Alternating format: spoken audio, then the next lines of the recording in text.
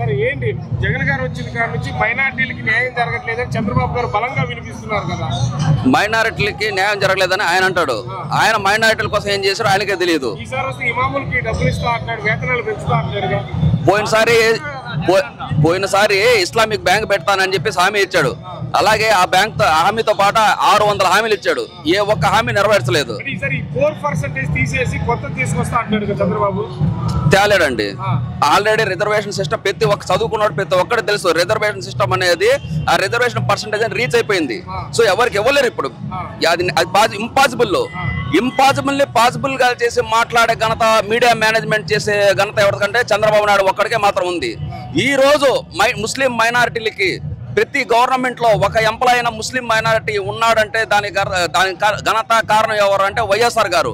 వైఎస్ఆర్ ఇప్పుడు ఈ చిన్న చిన్న తూతు మంత్రాలుగా ఇప్పుడు ఎలక్షన్ టైంలో వస్తారండి. ఎలక్షన్ టైంలో మా ముస్లింస్ దగ్గరికి వాళ్ళ దగ్గర వీళ్ళ దగ్గరకు వచ్చి ఏమంటారు, వాళ్ళకి అప్పులు ఉంటాయి 10,000 5,000 అమ్మ ఈ 10,000 తీసుకో 5,000 తీసుకో అని చెప్పేసి ప్రజెంట్ తాత్కాలిక సమస్య తీరిస్తే పాపం అమాయక జనాలు ఈయన మాకేదో మేలు చేస్తారనుకుంటే భ్రమపడుతున్నారు. మీ ముస్లిం మైనారిటీ ప్రజలందరికీ చెప్పడం ఏమంటే మీరు తాత్కాలిక ప్రయోజనాలకి తాత్కాలిక మాటలకి వినొద్దు. మీ పిల్లల్ని చదివించండి. జగన్ గారు క్యాపిటల్ పెట్టలేదంటారు. జగన్ గారు మెయిన్ గా ఇన్వెస్ట్ చేస్తుందంటే హ్యూమన్ క్యాపిటల్ మీద. హ్యూమన్ క్యాపిటల్ ఇప్పుడు చిన్న పిల్లల మీద అంత డబ్బులు ఇన్వెస్ట్మెంట్ చేస్తే జగన్కి వచ్చే ప్రయోజనం ఏంది? ఓట్లు రావు అయినా ఇన్వెస్ట్ చేస్తున్నాడు. ఎగ్జాంపుల్ చెప్పాలంటే నేను నిరుపేద కుటుంబం నుంచి వచ్చాను. ఇప్పుడు ఆ రోజులో వారాల అబ్బాయి అంటారు, అలాగే నెలల అబ్బాయి లాగా నేను మా బాబాయ్ దగ్గర వాళ్ళ దగ్గర వీళ్ళ దగ్గర ఉండి చదువుకున్నాను. నేను ఈ రోజు మా అమ్మ నన్ను అంత కష్టపడి చదివించింది కాబట్టి ఈ రోజు ఐటీ సాఫ్ట్వేర్ గా జాబ్ చేసుకుంటాను. నెలకి ₹1,50,000 శాలరీ, టేకమ్ శాలరీ తీసుకుంటాను. అలాగే ఇప్పుడు జగన్ అన్న మా అమ్మ నా మీద ఇన్వెస్ట్మెంట్ పెట్టి నన్ను ఎంత ప్రయోజనం చేసిందో ఇప్పుడు జగన్ అన్న ప్రతి చిన్న పిల్లోడి మీద కానీ విద్యా దీవెన, వసతి దీవెన, అమ్మ ఒడి ప్రతి ఒక్కరి మీద అంత డబ్బులు పెడుతున్నారు. వాళ్ళకి ఓటు హక్కు ఉండదు అయినా పెడుతున్నారు. ఎందుకు పెడుతున్నారంటే వీళ్ళే ఉద్యోగస్తులు అయిన తర్వాత వీళ్ళే ఈ గవర్నమెంట్ కి ట్యాక్స్ కడతారు. వాళ్ళు ప్రయోజనం అవుతారు. వాళ్ళ అమ్మ నాన్న బాగా చూసుకుంటారు. వాళ్ళ కుటుంబ వ్యవస్థ బాగుపడుతుంది. సో ఇది ఇన్ని విధాలుగా ఆలోచించే జగన్ అన్న ఇప్పుడు పడుతున్నారు. జగన్ గారు ఇలా పేద పిల్లలు చదువుకోవాలని ఇంగ్లీష్ మీడియం పెట్టిన వెంటనే దానికి వ్యతిరేకిస్తూ పవన్ కళ్యాణ్ చంద్రబాబు మాట్లాడి ఈ పేద ఇంగ్లీష్ మీడియం వద్దు తీసేయాలని కూడా పవన్ కళ్యాణ్ అన్నారు. వాళ్ళు ఇంగ్లీష్ మీడియం వద్దని చెప్పారని అందరిలాగా నేను వాళ్ళు విమర్శిస్తానండి. నేను రియల్ టైం ఎగ్జాంపుల్ చెప్తాను. నేను Telugu medium ZPHS high school Telugu medium చదువుకున్నా. మాకు ఇంగ్లీష్ మీడియం అసలు సబ్జెక్ట్కే టీచర్ లేడు. అయినా కానీ మిగతా టీచర్లు చొరవ చూపించి ఇంగ్లీష్ నేర్పించారు. ఇప్పుడు ఐటీ కంపెనీలో కానీ ఏ కంపెనీలో జాబ్ చేస్తున్నప్పుడు మాకు ఇంగ్లీష్లో ఎంత మాట్లాడాలో మాకు అర్థం కాక చాలా కష్టపడుతున్నాం అండి. ఇప్పటికీ నేను కూడా తెలుగుని ఇంగ్లీష్లో కన్వర్ట్ చేసుకొని మనం మాట్లాడేటప్పుడు తెలుగు స్లాంగ్ వస్తుంది. ఇప్పుడు జగన్ అన్న ఇంగ్లీష్ మీడియం పెట్టిన తర్వాత ఇప్పుడు పిల్లలు చూడండి ఇంగ్లీష్ అసెంట్ ఎంత మాట్లాడాలంటే ముచ్చటేస్తుంది.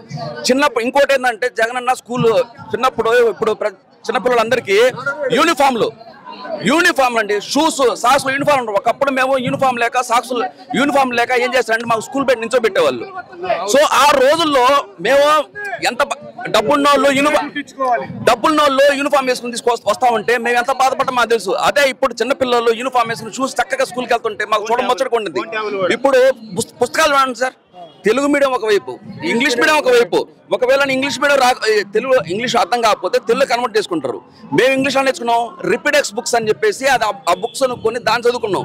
అది అలాంటివి ఏమీ లేకుండా ఇప్పుడు చిన్నప్పటి నుంచి బైజూస్ ట్యాబ్ ఇచ్చేసి బైజూస్ యాప్ ఇన్స్టాల్ చేసి చక్కగా చదువు చెబుతా పిల్లలకి ఎంత చేస్తుంటే తప్పుడు ప్రచారం చేస్తున్నారు. పిల్లలకి ఇంత చేస్తున్నారు ఆయన మీదే. పిల్లలకి ట్యాబులు ఎందుకు, యూనిఫామ్లు ఎందుకు, ఇంగ్లీష్ మీడియాలు ఎందుకు అని ఆయనే చెప్తున్నారు కదా. వాళ్ళకేం చెప్తారు మీరు? ఇప్పుడు ఏది చేసినా వాళ్ళు ఏంటంటే వాళ్ళ మెయిన్ ఏజెండా అదండి. జగన్ ఏం చేసినా తప్పు, జగన్ని వ్యతిరేకించాలి, జగన్ని వ్యతిరేకిస్తే మాకు మేలేజ్ అనుకున్నారు. కానీ ఏం జరుగుతుందంటే జగన్ అనేది ఒక మహావృక్షం. ఆయన మీద ఎవరు రాయి వేసినా తిరిగి వాళ్ళ మీద పడుతుంది. కానీ జగన్కి ఏంటంటే బొచ్చు కూడా పడదు. ఇంకోటి జగన్ ప్రతిపక్షాల్లాగా మేము తొడలు కొట్టడం, మేసాలు తిప్పం. జగన్ మాకేం చెప్పాడంటే గుండెల మీద చెయ్యేసుకొని జరిగిందే చెప్పండి, అబద్ధాలు వద్దు. నేను చెప్పింది నా వల్ల మీ ఇంటికి మేలు జరిగితేనే నాకు ఓటేయండి, లేకపోతే ఓటు వేయాలని క్లియర్ గా చెప్పాను.